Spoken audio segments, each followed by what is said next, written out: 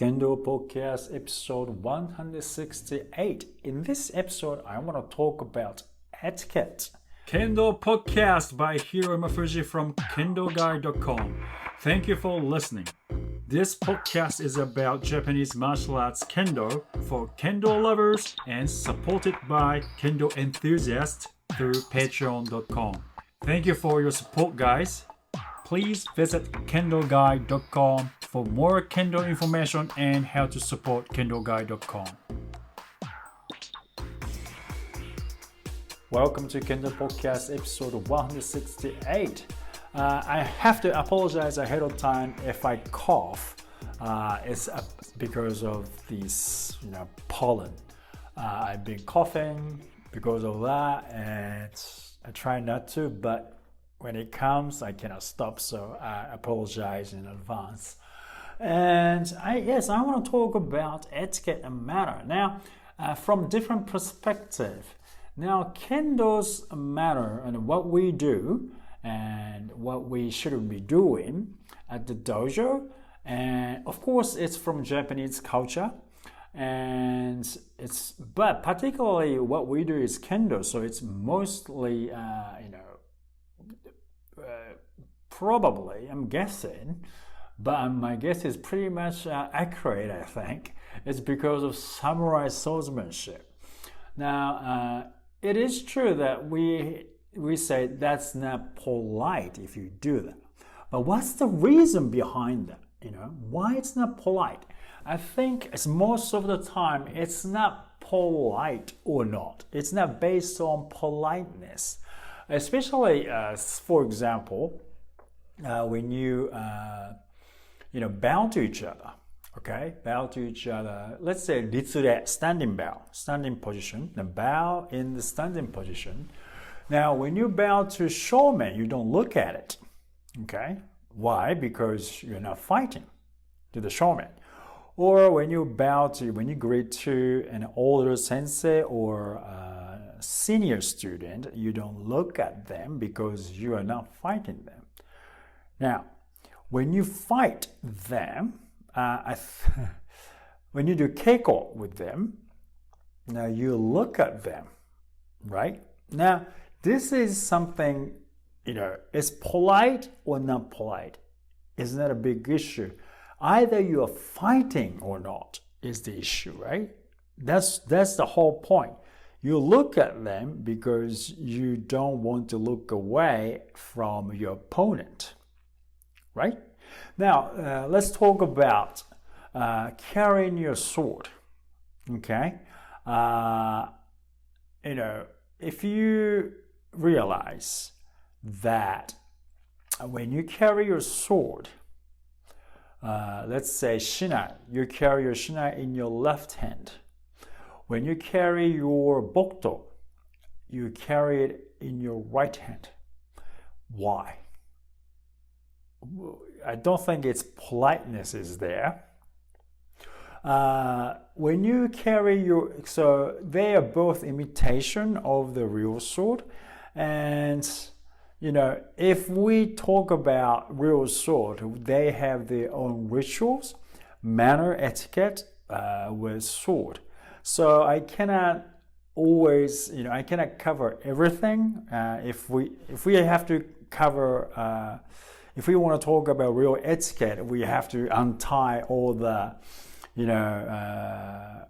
stuff, historical stuff. But let's make it simple. Now, you carry your sword in your right hand because you're not going to draw out your sword.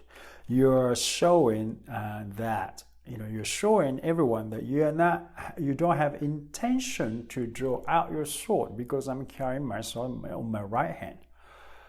But, you can draw out your sword with the left hand, but rule-wise, you put your sword into your left side, left waist, and then draw out your sword with your right hand. And of course, you use your left hand to pull the saya back, right? Okay, now based on that, carrying your sword on your right hand, that it means I have no intention to draw out my sword. That means I am not going to hurt you. Okay? But when you carry your sword in your left hand, that means, yes, I have intention to draw out my sword. I'm ready. So if you move, I am going to draw out my sword as well. So if you think like that, right? You in shinai as well, you should be placing your shinai on the right hand side like you do in kata. Okay, before fighting, you don't have intention to draw out your sword, right? So I think that's the etiquette, but Kendo has been simplified. My opinion, I don't think it says anywhere. But historical view, like you have to make Kendo. Back in old days, they made Kendo as a school curriculum. So I think that's when they decided what to do. But anyway, so you have to know these things. Now, why do you do taito? Okay, taito means to wear your sword or put your sword into your belt. But anyway, you are ready to draw out your sword. That's why you lift up your shinai up to your hip level, right? So this etiquette, how to use the shinai, is based on those katana usage. Now, that's pretty, pretty straightforward if you know how to draw out your sword and blah, blah, blah. And other etiquettes, for example, do not lie down on the floor at the dojo. Do not set your hands behind your back and legs. You straighten your legs and just kind of, supporting your upper body with the hands. You're just sitting like a picnic. Okay, now, why can't you do it? Okay, you can say, oh, dojo is not a playground. That's one. And, to discipline yourself. Okay, but why can't you? It doesn't explain you can't do it. So simply, I think you should be ready for any attacks at the dojo. That's what we are learning. Be ready. What I'm going to talk about Zanshin in the next episode, but when you're at the dojo, you're going to be ready. Okay, so from that point of view, carrying your shinai in your left hand, maybe that's from there. We know we are going to put men on, and we know we're going to use our shinai, so we have our sword in our left side. But so if we talk about this, I can see Kendo has a lot of things to decide.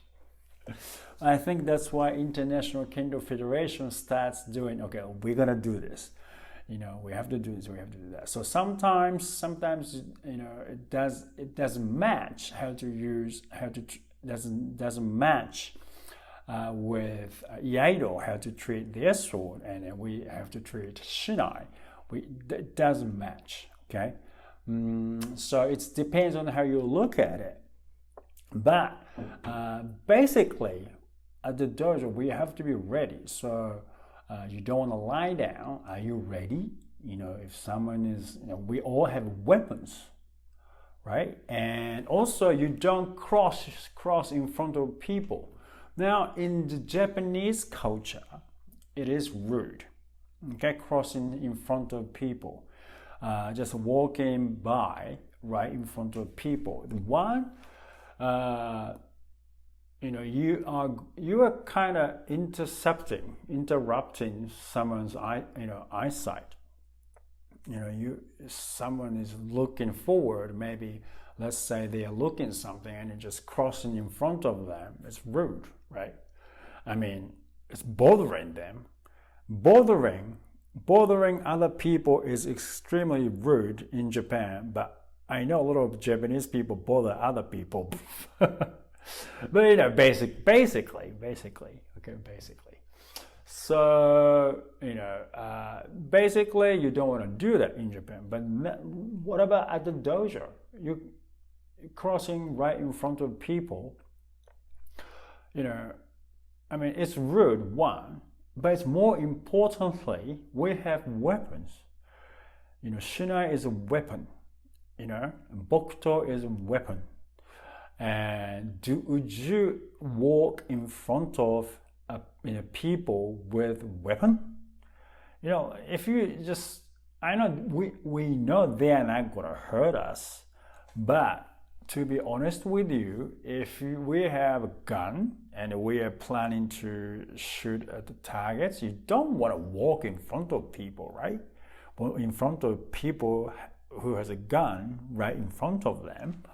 And we are ready to fight, and if you cut in front of you, if someone walk in front of you, you should be careful.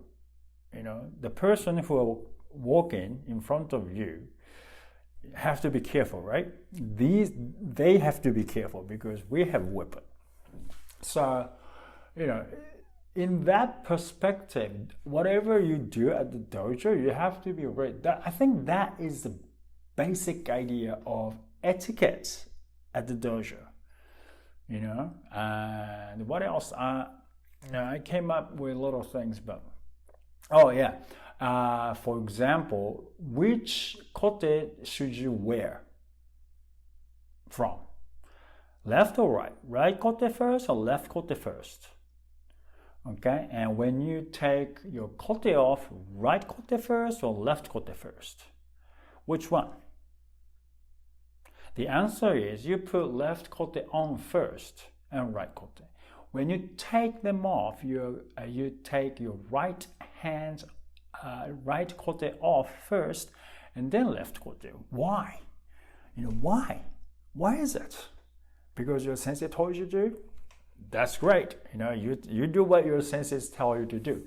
Now, the reason behind is, probably, I'm sure there are several theories behind.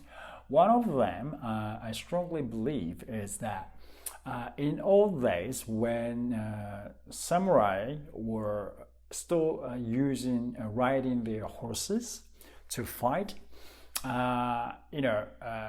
have to hold.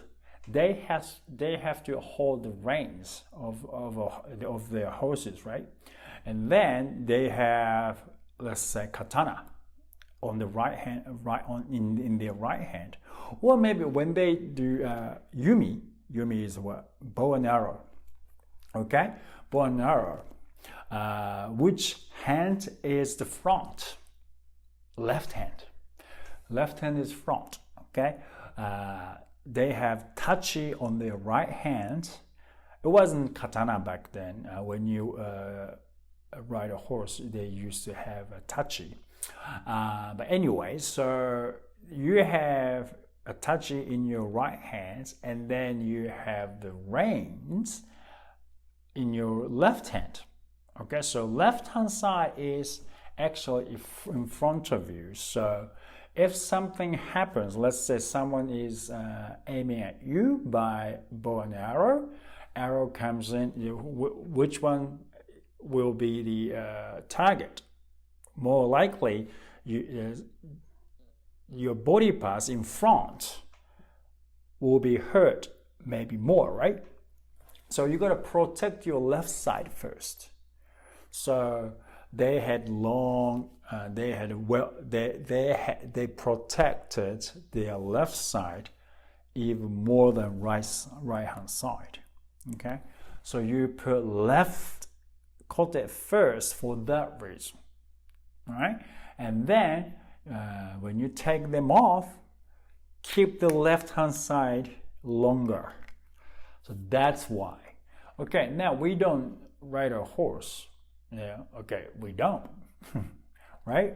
So, but knowing these things will really gives you some value to your Kendo life, I think. If you can say it doesn't matter, we don't do anymore, we don't kill each other anymore. I agree with you. We don't kill each other, and we don't, want to kill each other. But these things is, to me, important. It's valuable because it is where the Kendo came from. So I think it's knowing these things.